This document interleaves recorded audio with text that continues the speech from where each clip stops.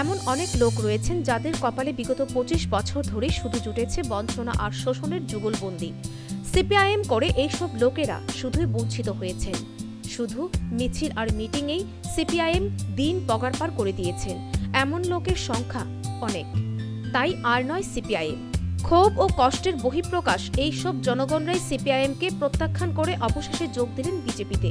রবিবার ৪ বরজলা মণ্ডলের অন্তর্গত দিঘালিয়া পঞ্চায়েত কমিটির উদ্যোগে এক যোগদান সভায় ১১৫ পরিবার থেকে ৩৭৭ জন লোক যোগ দিলেন বিজেপিতে।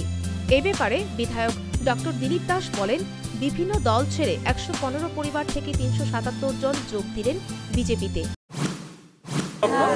দল থেকে আজকে এখানে ৪টে বুথের ১১৫টা পরিবারের ৩৭৭ জন লোক আমাদের ভারতীয় জনতা পার্টিতে সামিল হয়েছে। পাশাপাশি তিনি আরও বলেন, বিজেপির প্রতি আস্থা রয়েছে সবার, কেননা এই দল সবার।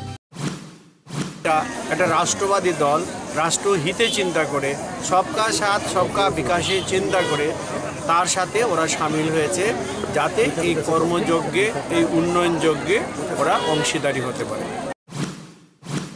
সিপিআইএম ছেড়ে যারাই এদিন যোগ দিলেন বিজেপিতে তারা সবাই খুব আশাবাদী লোকসভা নির্বাচনে জিতবেই মোদী সরকার। Bureau report, News vanguard.